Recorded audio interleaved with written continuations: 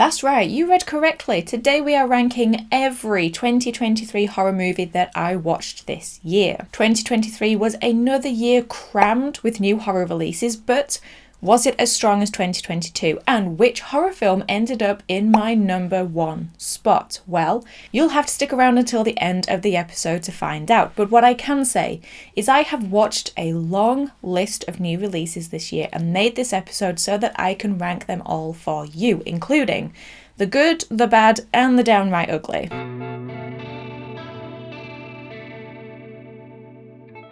So let's get into the ranking, what we're all here for after all. I'll be starting off with my worst film of the year, starting down at the bottom, and then we'll be working our way up to the top 10 and that coveted number 1 place. Starting off at the bottom, my least favourite film of 2024, we have Winnie the Pooh, Blood and Honey. Man, I did not like this movie. I understand some people had fun with it, and honestly, I'm happy that they could find some enjoyment in it, but I felt as though this was mean-spirited and simply a cash grab using a recognisable name to draw an audience. There was no love shown to the original material, the story was weak, the acting not good, and while with some bad movies, you know, those so bad it's good, you can still stick around and have a good time with the kills.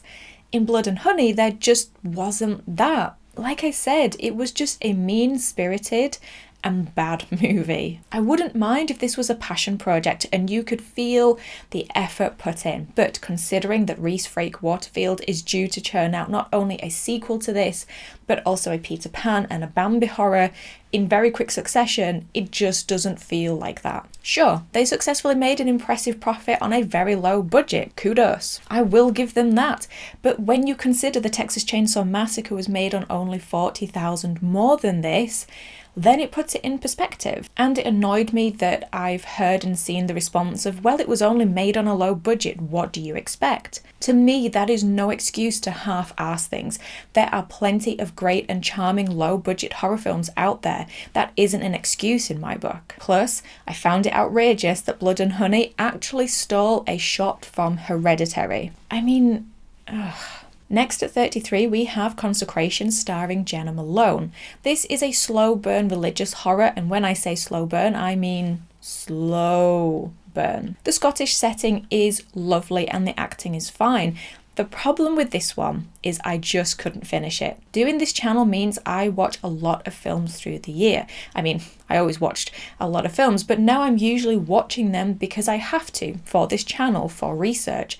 So when I get to choose a film to watch, I don't want to waste my time on the wrong one. You know, just completing it because I feel like I have to. And so I turned it off, and that is why it is second to last. Next we have Quicksand, a Shudder original. I'll be honest, it was the movie poster that attracted me to this film. I do enjoy a creature feature, but unfortunately the poster is far more exciting than the film itself. I will say that one positive, because I do try to find positives even in bad films, is that it gives a far more realistic portrayal of quicksand than a lot of other films. This isn't the quicksand of the past where someone would fall in and be pulled under to their doom in minutes. Other than that, you've got, dare I say it, weak chemistry between the leads and a less than positive portrayal of Columbia. That's a bit weird, to say the least. And the fact that the couple end up in the quicksand quite early on means there's not really anywhere else you can go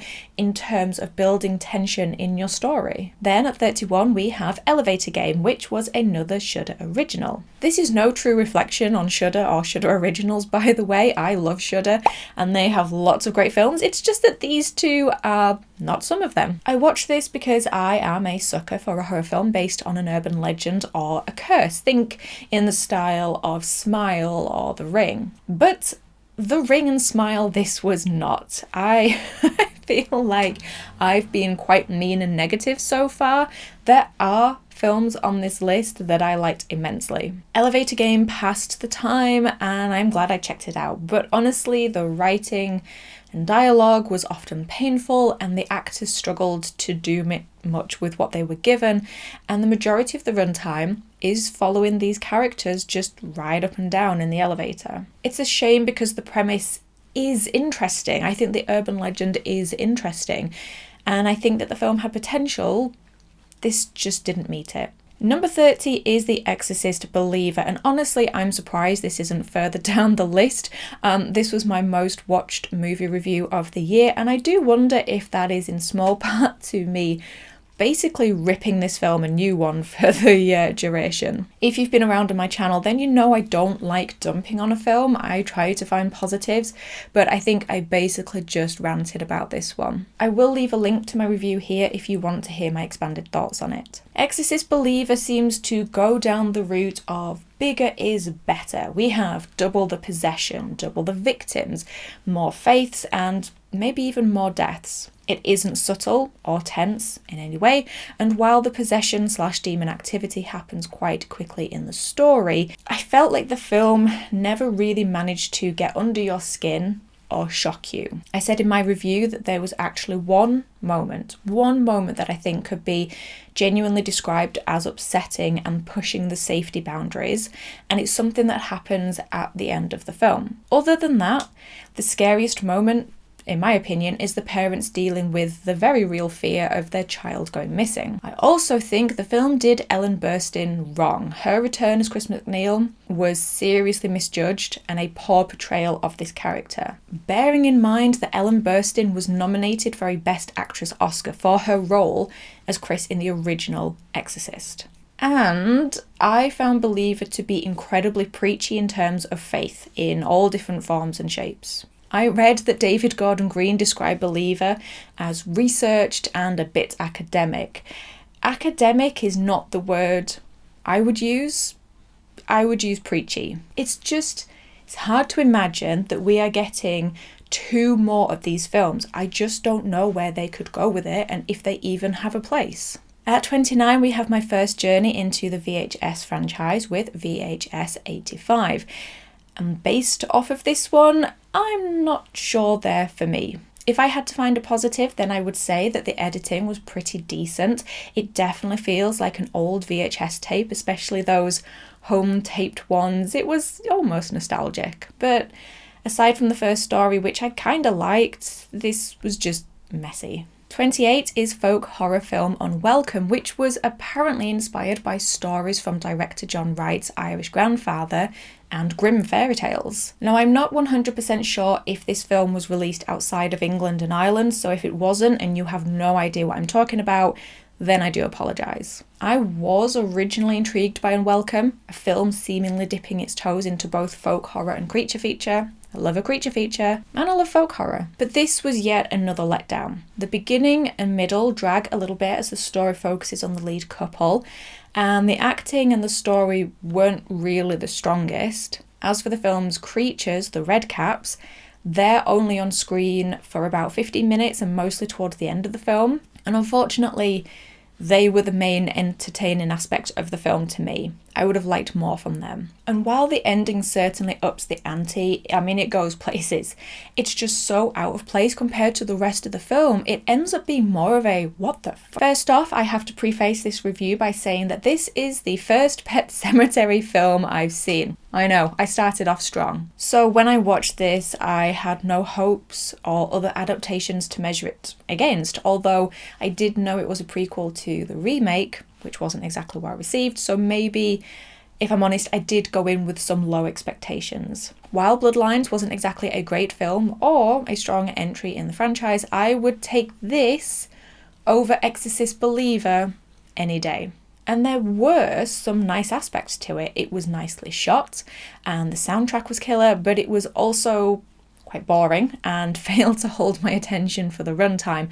And this is without a doubt the most egregious use of jump scares in any horror film this year. Enough with the truck scares.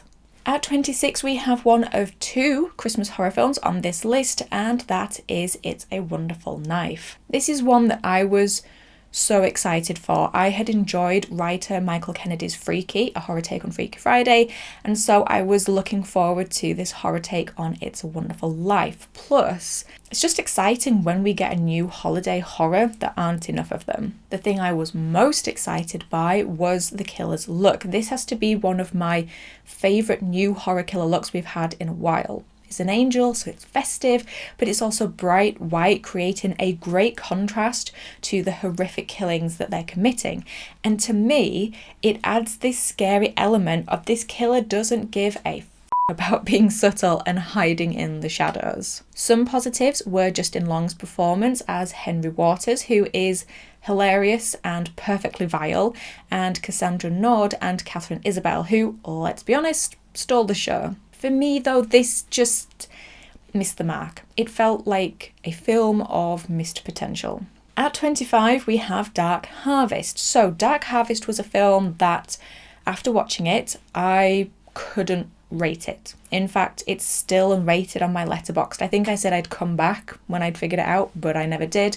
I just didn't know what to make of it, and I'm not sure that 25 is the right spot for it, but I mean, it is better in a lot of ways than some of the previous films, and I have to give it props for some of the creative choices and visuals, but other than that, I was left confused by this. It was not what I was expecting, and I genuinely really disliked the first third of the film because the writing and acting was so bad in places. I had also figured out the twist, to an extent, so I didn't really get to enjoy that twist reveal, that shock, and honestly, I was just left with a really mean-spirited and pretty bleak film. At 24, we have Knock at the Cabin. Now, I've generally enjoyed M. Night Shyamalan's movies, despite him being a director who can be a little bit hit or miss for some people, although I haven't seen all of his films. But Knock at the Cabin is the first one that has disappointed me. Creatively, this is a beautiful film. The audio, the colours and the camera work are gorgeous. I also quite liked how things took a turn for the worse almost less than 5 minutes in.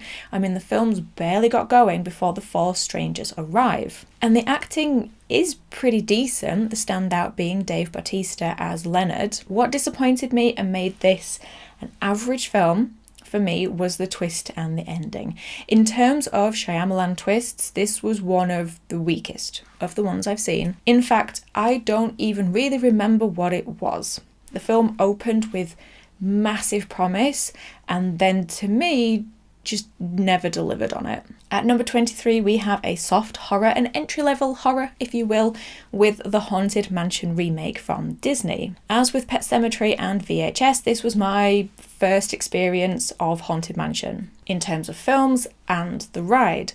What attracted me to it was the New Orleans setting and Rosario Dawson and Owen Wilson being in the cast. But also, I feel like this is a classic kids horror film that I probably should have watched at some point. I have also since watched the Eddie Murphy one as well, so. But look, this was just a pretty average movie with an unnecessarily long runtime and bizarre choice to include Jared Leto. Tiffany Haddish and Owen Wilson absolutely steal the show here, and they make the film infinitely more enjoyable. Next, at 22, we have Five Nights at Freddy's. I was, of course, aware of FNAF before going into the film, but I hadn't played the games themselves. So I would say that I was at a slight disadvantage because I think this is a film where fans will get much more enjoyment out of it than a newcomer to the franchise. Now, I neither hated nor loved this one. I thought it was perfectly fine, but was also pretty generic. Although I will say that I did give this a rewatch and I enjoyed it so much more,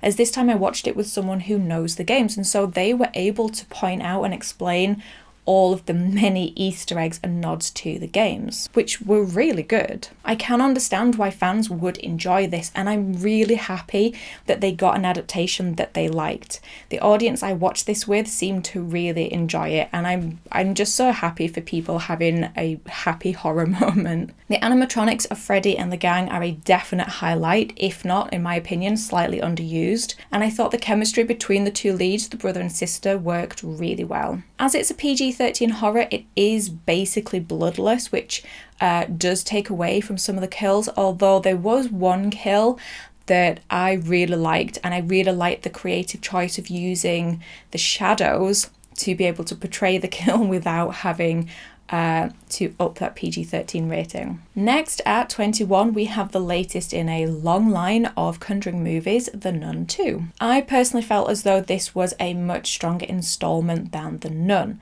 We get slightly more screen time with Valak, and it feels as though there has been a natural progression in character development since the original in both Sister Irene and Frenchie, or Maurice. And as with The Nun, this is a visually beautiful film. The use of light and shadow and colours is just beautiful. But like I said, I think the original was beautiful as well. I think it was one of its biggest strengths. Scare-wise, it's the usual jump scares that we've come to expect from a Conjuring film. Nothing really stands out there except for the best scare, the magazine stand, but then they used that in the trailer, so that took all of the effectiveness out of it. Pacing-wise, it's okay, but I feel as though a little bit more could have happened story-wise. And talking of the story, I am actually a fan of where they're going with this eventual link between the Nun films and the Conjuring films. I feel as though this is a believable link between Sister Irene and Lorraine Warren, considering the places in the timeline the films occur. But we'll see what they do with the seed that they've planted, because I mean, we're eventually going to get that crossover, aren't we? One last point for The Nun 2 though, I think Jonas Bloquet absolutely delivered here. His acting was incredible. His mannerisms, facial expressions and line deliveries, there was this wonderful balance of danger, weariness and vulnerability. It's lowered down the list because for the most part, it is a generic Conjuring film and possession film. And while the film promised us this big bad of Valak once they got the eyes, the ending ended up being a little bit lackluster and didn't quite deliver this terrifying big bad that the film had led me to hope for. At number 20, we have one that some people may well disagree with, my placing it above some of the other films on the list, and that is The Meg 2. Look, I've already said, I enjoy a creature feature, so you can't say you weren't warned. Look, I actually really loved the first The Meg. In terms of shark films, it's pretty strong. Was the sequel as good? No, absolutely not. This is not this high up the list because of its highbrow storytelling or intellectual writing. It's this high up because it is a daft, fun as hell summer blockbuster horror action film set in water with giant sharks. I mean, tick, tick, tick. There are technically bad films on this list that I am unforgiving of. The Meg 2 is not one of those films. This has enough enjoyment and charm to it that I am willing to forgive all of the bad bits. And there are bad bits. The dialogue is iffy at times and the editing sometimes makes it feel as though there is a scene missing or a transition missing. But when you have moments like Jason Statham kicking someone into a shark's mouth and saying, "See you later, chum," it's impossible for me to put it any lower. My main complaint was there weren't enough returning cast from the original, and while we got the addition of a new giant creature, we hardly ever saw it. Which, to be fair, is fine with me when that creature is a giant octopus, but in terms of filmmaking, this clearly has the budget to be able to actually show this monster. So show your new monster. At 19, we have the second and final Christmas horror film on the list, The Sacrifice Game. Another Shudder original, and I have to say that the concept for this one, 4 cult members descending on a boarding school at Christmas and terrorising the staff and kids that stay behind, really piqued my interest. I'd seen a couple of people say it reminded them of Grindhouse movies, Texas Chainsaw Massacre and the Manson family, so again, an exciting concept. I have this weird morbid kind of fascination with cults and the Manson family. It's I don't know, it's the psychology behind it. Anyway, you can definitely see the influences of the Manson family and Texas Chainsaw. We even get a messed up dinner table scene. Honestly, it's a really nice tip of the hat to Texas Chainsaw. The opening scene is incredibly strong. I cannot state this enough, how great the opening scene is, and it got me so excited for the rest of the film. And while the first half is good, the second half just drops off a bit for me. I would have liked it to lean more into the cult and their motivation / reason that they're going to the school. And once they get going with that reason, it becomes a bit too silly for me, and I feel like they could have trimmed some of the runtime. But like I said, the opening and the title card were. At number 18, we have The Boogeyman. The Boogeyman? The Boogeyman. The adaptation of the Stephen King story. First time I watched this, I was left pretty unimpressed. Again, I didn't hate it, I just didn't love it. But it wasn't even just okay either, it was just meh for me. But then when it came to writing this review, I couldn't even remember one thing about it. But I'd also seen some positive reviews for it, so I thought I would give it a rewatch. And Boogeyman is one of those perfect examples of why a rewatch is important, because I enjoyed it far more the second time. I mean, I don't love it, but I now think that it's a perfectly okay film. The two leads, Sophie Thatcher and Vivian Lyra Blair, were phenomenal. And I will say that I loved the use of light and sound. It was really creative and made it visually striking. There was one scene where they used the light from a video game, another using Christmas lights, and my favourite using a moon nightlight. The problem with The Boogeyman is it never does anything new and is quite guilty of a few horror cliches. And while there is a fairly good depiction of grief and trauma, at this point, we've seen it so many times before. At 17, we have Sick, which was one of the earliest horror films of 2023, and I think it attracted a lot of people's attention due to the fact that it was written by none other than Kevin Williamson,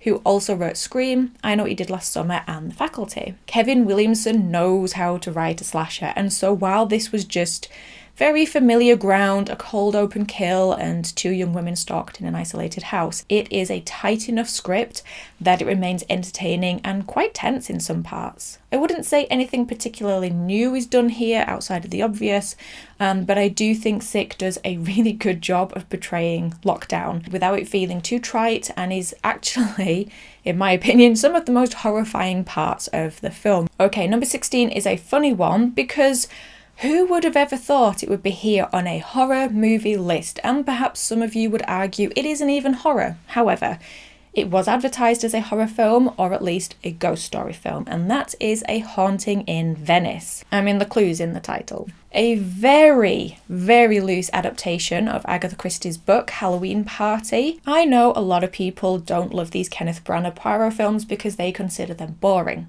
I don't love them for another reason, and excuse me for a moment, but I'm going to have a little rant about this film. Now, for pretext, I am a huge fan of Agatha Christie and her books, but despite that, I have always been open to adaptations of her work, TV, film, and plays, and there have been some incredible ones. Just a quick tangent, if any of you have access to the BBC's production of And Then There Were None, I think it's a 3-part drama, if you can find that and watch it, highly recommend it. But these Kenneth Branagh films just always seem to miss the point. I have previously described Murder on the Orient Express as overreaching and Death on the Nile as all gloss and no substance, but I actually thought Haunting in Venice was a huge improvement. Strengths of this film were the soundtrack, the choice to set it in Venice, a handful of the performances, a reduction in the use of CGI, and the beautiful cavernous set pieces. Weaknesses of the film were the murder plot, the reveal, the bizarre choice in how they characterised Ariadne Oliver, and the portrayal of Poirot. Now, maybe I'm wrong here, but surely those are some of the key points you need to get right. The murder plot from the book is effective enough, but even if you want to change it, fair play.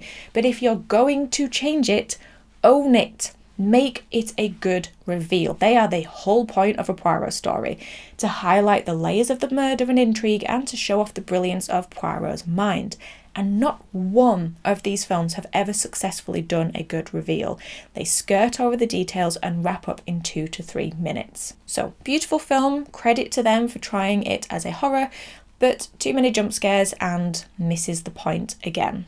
At 15 is The Pope's Exorcist, and you may be surprised to see it this high up the list, and honestly, I was too, but this is actually my favourite possession film of the year, and I genuinely had fun with this one. And sometimes for me, I don't know about you guys, but my personal enjoyment of a film and likelihood to revisit it greatly affects my placement in a ranking. I mean, see Meg 2. Okay, so some positives. Solid soundtrack and some nice camera work, especially in the scene where Russell Crowe is travelling to the Abbey in Spain. I also appreciate that in an overly saturated subgenre, they tried to do some things a little different, like the demon eyes behind the boy's eyes. We also have Italian characters speaking Italian, and characters who are people of the church highlighting mistakes made by the church, such as the Spanish Inquisition and cases of SA and then the subsequent cover-ups. And of course, the biggest positive is Russell Crowe's performance. I don't know what film he thought he was in, but he's having a good time. As for negatives, I have zero interest in the family the story is set around. The mum's acting is often off-putting, and while they do some new things, we of course still have the same old possession checklist of swearing, deep roaring voice, climbing the wall, strange movements. And I actually think there were moments when this film felt more like a sequel to The Exorcist than Exorcist Believer did.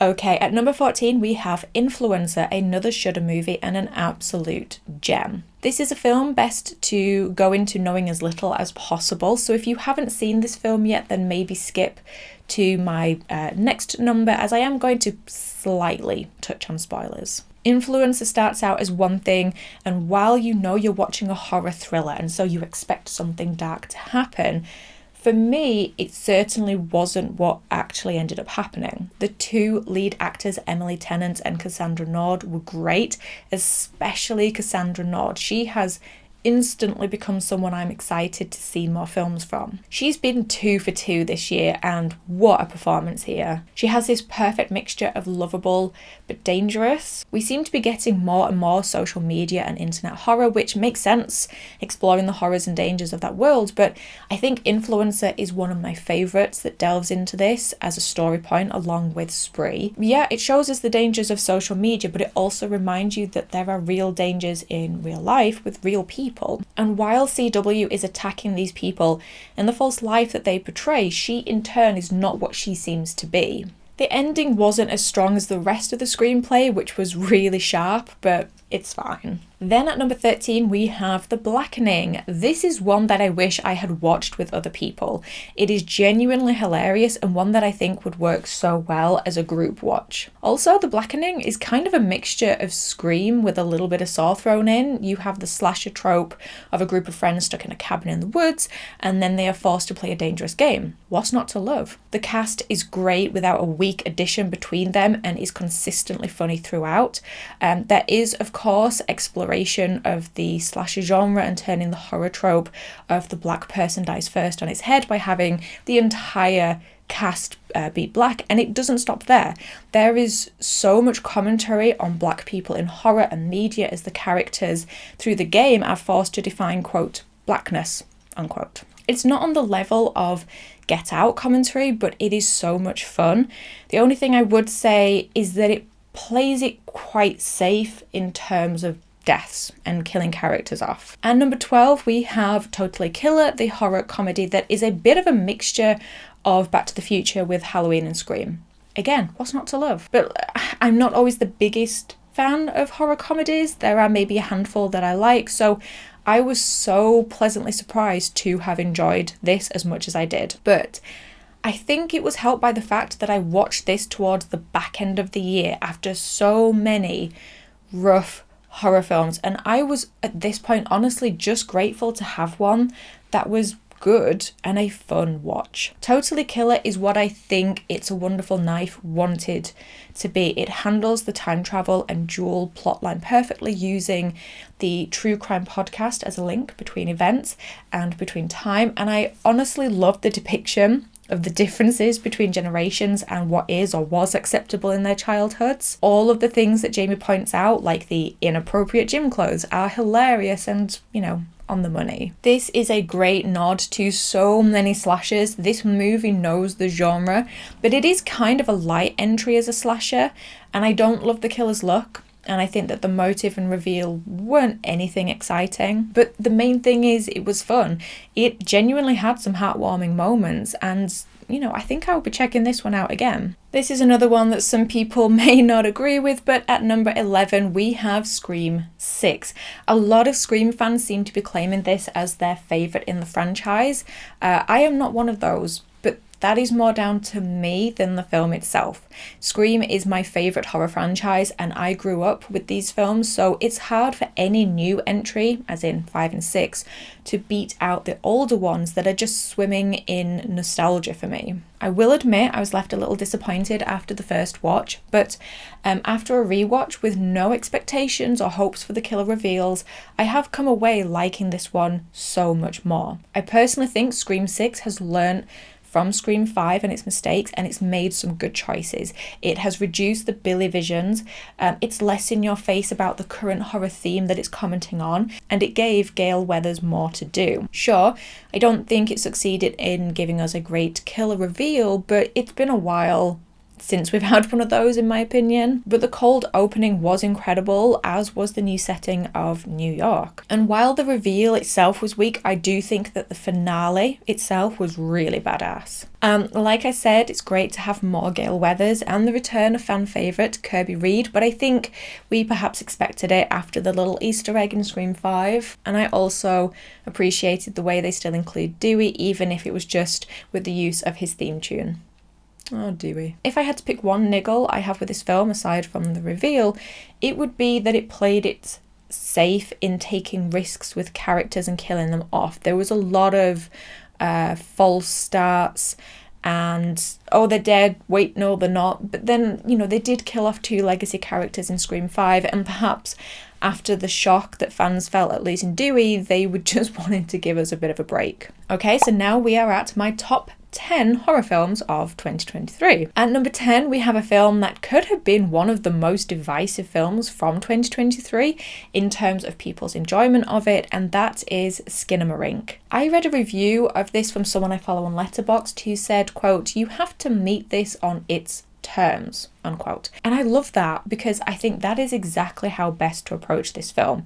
Watch it in the dark with good audio and get ready to be set in for 2 hours, because this is less like a film and more like an endurance watch, and it's certainly an unusual viewing experience. I can well understand why it's not for everyone at all. It is the most bizarre film I have seen in a long time, if not ever. But I really liked it, and I really enjoyed the experience and the feeling of dread and tension that it caused in me. Because I went in with this with quite low expectations because people had hyped this up as Scare 3000, and they weren't wrong. This is scary. It is scary on surface level, and then scarier when you dig deeper into the hidden meanings, or at least the potential hidden meanings. I did actually do a deep dive on this film, which I will leave a link to here, which was so much fun to do, because there's so many theories out there about what the film is about. In 9th place, we have Insidious: The Red Door, and this is another film where I have a full review, which I will link here if you want a more in-depth look into the film.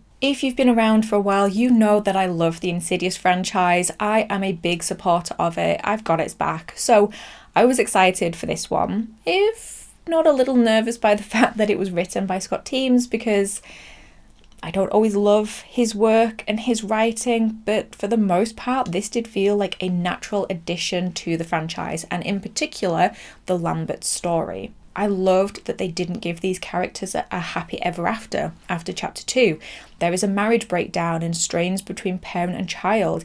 It's honest, and it's something that I think makes sense for this family after what we've seen in previous films. This was Patrick Wilson's directorial debut, and honestly, he does a really solid job, and this is my favourite portrayal of Josh. In the past, he's been a really flawed character, but in Red Door, we now see him trying to rectify things and grow as a person, and to say that Patrick Wilson hasn't played this character in I don't know what, like 10 years, 11 years, he just slipped right back into it, and it really felt like a genuine, natural continuation of this character and this family. It manages to be a story in its own right, but has lots of little wonderful Easter eggs for Insidious fans, such as their use of Specs and Tucker, which honestly, I was not expecting them to be in the film at all, so that was a wonderful little surprise, and it just made my heart sing. And I can't not mention the credit song by Ghost and Patrick Wilson. That was one of my most played songs of the year. It was on repeat for quite a long time after seeing this film. In 8th place, we have the latest in the Evil Dead franchise, Evil Dead Rise. This is one I was so excited for. It was originally potentially going to come out last year, so we did end up having to wait a little bit longer, but it was worth the wait, I'd say. Is it my favourite Evil Dead film? No. Is it a worthy entry? For sure. This is one that I loved more on the first watch. I think it's because I was just so blown away by the performances of both Alyssa Sutherland and Lily Sullivan, and the kills in the first one, the first time I watched it. And then on the second one, I was able to see a few flaws that I hadn't seen before. Not many, but a couple. I like the new setting. I think the high-rise building really works. Does it ever really reach the levels of feeling isolated like it does in the cabin? Maybe not, but I did like the new setting. It certainly mixed it up from having the cabin in the woods in the previous films. And once this film gets going, it never lets up. It just doesn't stop. There are also plenty of nods to the other films, and this still remains one of the most consistent horror franchises in terms of quality. I don't think that there is a bad film in it, but this one, on a second watch, I will say, compared to the others, felt a little hollow. There's just something missing from this one, where I feel like this has a little bit less heart than the rest of the franchise. In 7th place is a film that, from the reaction to it that I've seen, I would imagine it being further down people's rankings. However, this is a film that I actually really, really liked, and that is The Last Voyage of the Demeter. One of 2 Dracula films we got this year, and while we got 2 Dracula films, this one provides a wonderful contrast to the action-packed, vibrant campiness of Renfield. They feel like they were made for 2 different audiences, but I actually ended up enjoying both of them. The Demeter was always going to have a tough job with selling this story because it's based on one chapter of Bram Stoker's Dracula, and whether you've read it or not, most people know the story of Dracula, and so audiences went into this film already knowing what was lurking in the shadows and how the story ended. I've seen reviews complain of the lack of tension and genuine terror, but I think it's a difficult thing to do when the audience know what's coming. But despite that, I personally think The Demeter is a really good film. Sure, there's only so much you can do to flesh out one chapter into a nearly 2-hour runtime. Did it need to be that long? Probably not. Instead, a lot of the focus has been put into the visuals, which are gorgeous. The ship set piece is fantastic, and while it's certainly slow paced, it is far from tame. There are some genuinely eerie moments here and plenty of gore. Plus, in this film, nothing and no one is safe, and if I had one complaint with it, it's that it goes, in my opinion, a little too far with one character.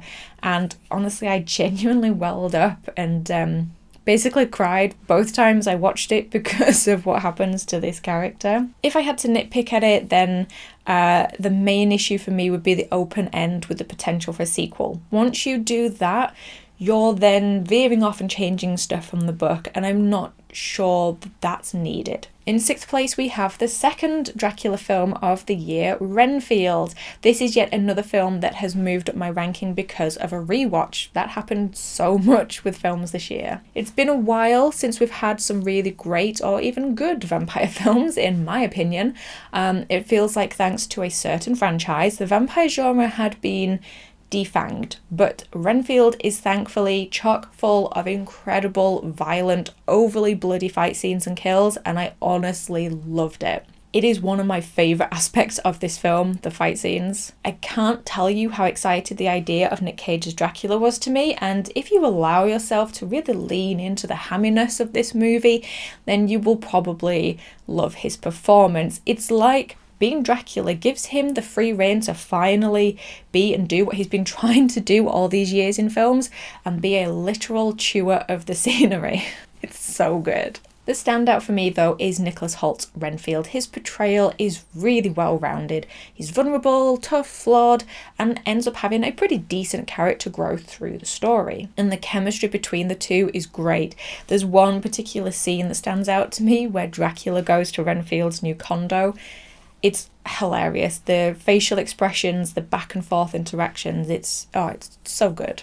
If I had to pick out a negative, it would be the subplot of Rebecca and the corrupt cops, and the fact that there is less good chemistry between Holt and Awkwafina, who plays Rebecca. Okay, so now we are hitting the top 5, and these are films that from now on this list, I genuinely love. At number 5, we have Cobweb, which is a film I will die on the hill for. I don't understand why more people don't love this film. If you don't, obviously that's fine. I'm not saying you're wrong. I'm saying I don't get it because I loved this. I also will never understand why a film that has such beautiful, cozy autumnal settings was released in July. This is the second film on this list starring Woody Norman, and honestly, this kid is incredible and I'm excited to see what he does next. And his portrayal of Peter actually made the first half of this film quite difficult to watch because between the bullying and the parental neglect, my heart just broke for him. The director has a great utilisation of the space of the house and of light and shadow, and most of the creepiness comes, as from most of the best horror films, it comes from when you can't quite see what you're looking at. I've read some people compare this to Barbarian, but like it's been goosebumpified, and honestly, you couldn't describe a horror film in a better way to make it sound more like my kind of thing, because I loved Barbarian. And I do get the comparison. I've also heard complaints about the CGI, which, fair enough, yep, I will agree with that. One complaint I would have is that the villain is far scarier when they're slightly off screen. You know, less is more. I know horror is oversaturated with trauma as a plot device at the moment, but what I love about Cobweb is that while there is that here, it is never explicitly said. It's more of a future consequence of how Peter has been treated. It's something that will be there in the future, but we as an audience, we don't see it or have to deal with it. And to me, the villain's end monologue was such a perfect allegory for childhood trauma and just was another example of how the writers have touched on this topic, but in such a wonderfully subtle way. And I just really appreciated that style of storytelling in a overly told story. In fourth place, we have quite a surprising entry for me anyway, and perhaps a lot of you. Maybe it's one that you'll shout at the screen about, but that is Hell House LLC Origins: The Carmichael Manor. This is a franchise that I had heard of, but never seen. But it got to Halloween and I wanted a particular watch. I wanted a scare. And sure, I'd heard very negative reviews of this franchise, but I'd also heard people say that it terrified them. So I thought I'll check out the first one because it's, it's a difficult thing for horror films to genuinely scare me these days. But I will say that the image of the clown on Letterboxd where he stood on the steps made me feel so ick.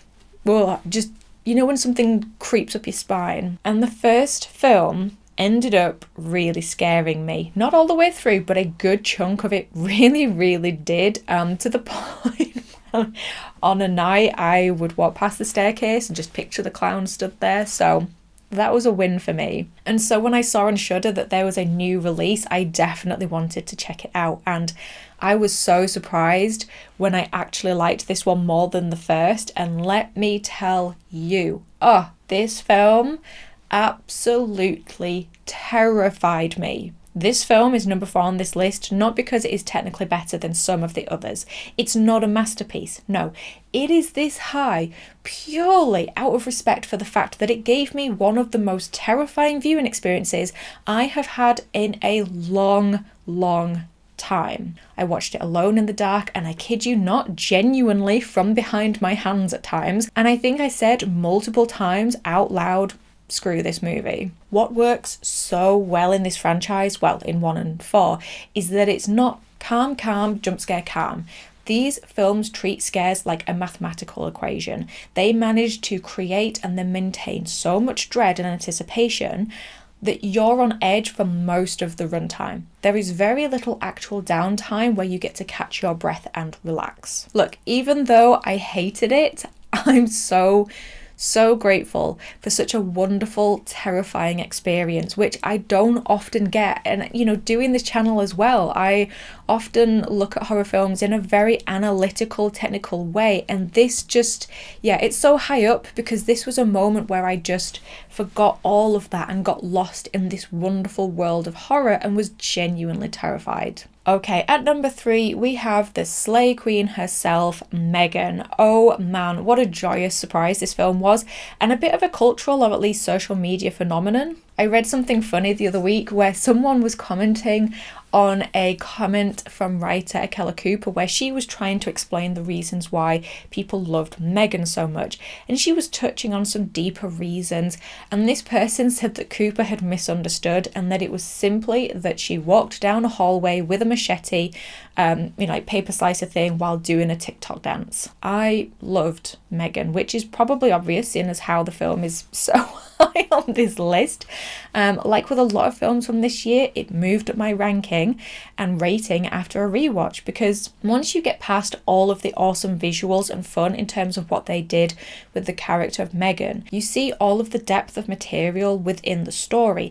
There is that surface level of enjoyment of, enjoying a doll dancing and killing people, but there is also so many topics being explored here, such as grief, child bereavement, parenting, parents' over-reliance on screens and technology, and then the lasting effect that can have on your child's development. It is quite mild on the gore and the kills, and I get that is an issue for some, but I would say that in some of the kills they do balance out that lack of gore with enough information to let your imagination run wild. I'm thinking of the kill where the boy gets hit by the truck and then you see blood smeared along the road. Like, we don't need to see that in detail. The blood is enough to tell us what has happened, and then we can just let our imagination fill in the rest. I loved Megan, and I am not mad about the fact that there is already a sequel in the works, because if they do as good a job with the next script, then honestly, I can't wait. Bring it on. If we are in a world of sequels anyway, I'm happy for there to be a Megan one. Okay, in second place is a film that I imagine will be a lot of people's number 1. I could be wrong there, but for me it's my number 2, and that is the new Australian horror Talk to Me. In a year of sequels and adaptations from books, Talk to Me stands out as one of the most original horror films of the year. It's been a while since a horror film left me feeling so uncomfortable during and so bummed out after, to the point that after I'd watched it I couldn't tell if I'd actually enjoyed it or not. I did, obviously, it's second on my list, but this was an incredibly effective horror film. There are some wonderful makeup effects, and during some moments I had to genuinely look away because the gore or the body damage was so effective and was within an already unnerving scene. Between the head scene and the deer scene, there are moments where it's tough going. Talk to Me explores the familiar topics of grief and of grieving, and through the use of the hand, it also then explores, or at least dips its toe into, addiction. It's not a light watch for sure, but what stood out to me the most about Talk to Me was how we have a protagonist who is, this is who we're following, we're meant to root for, and they are much more of an anti-hero and so unlikable. This is a character who is so selfish and makes incredibly bad choices that it's hard to root for her. And the ending is ambiguous enough to leave people thinking and talking about it. And because of the huge success of this film, we are not only getting a sequel, but also a prequel. And so here we are, my number 1 spot. So what was my favourite horror film of the year? I'm sure a lot of you can probably guess, but if you haven't already, it is Saw 10. I have done a full review of Saw 10, which I will leave a link to here if you want my more in-depth thoughts on it. I also did an episode on what it did well and not so well, and again I will leave a link to that one in the description box. But my word, what a shock Saw 10 was. I don't think any of us saw this coming. I think we were hopeful, I think we were excited, but I don't think we expected to get what we got, and that is a genuinely great, phenomenal entry in the Saw franchise. 19 years later and the 9th sequel. I've heard some people say that this is their favourite in the franchise. It's certainly my second favourite in the franchise.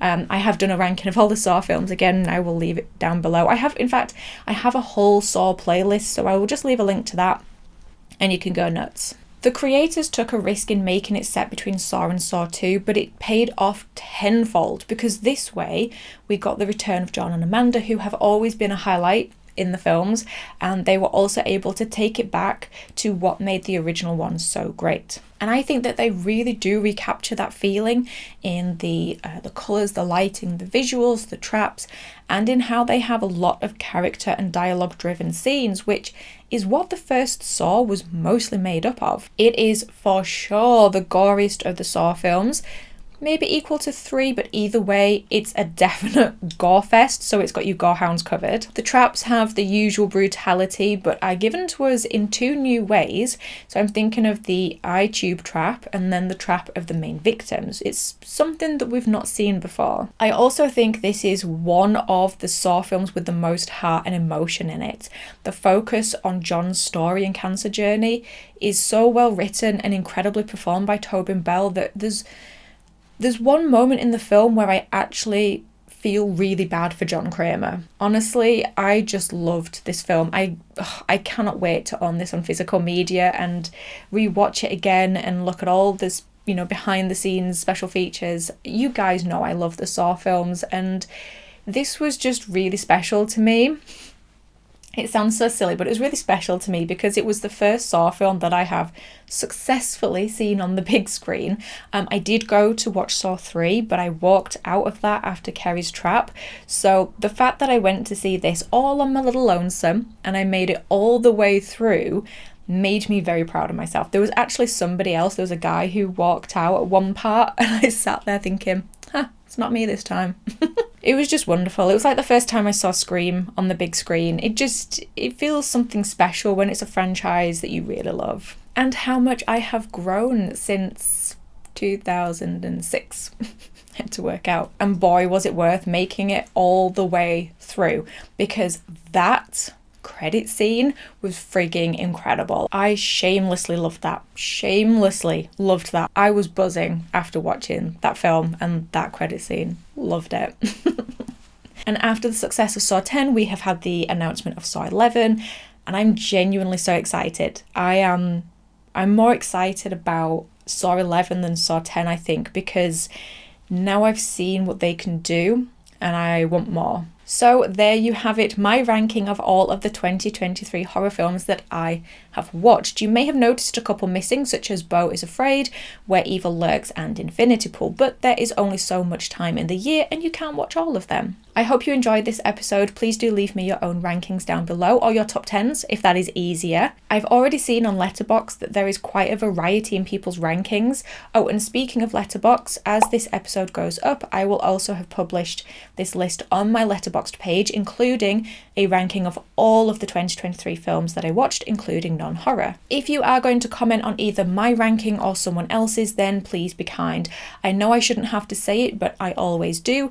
This is just a ranking of films, and it's just my personal ranking of films. I would be gobsmacked if yours was exactly the same as mine, but it's not going to be.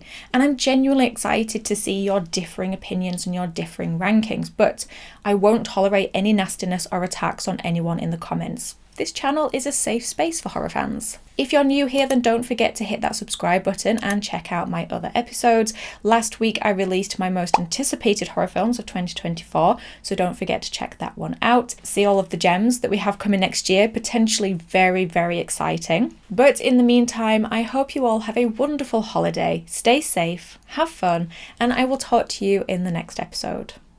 Bye.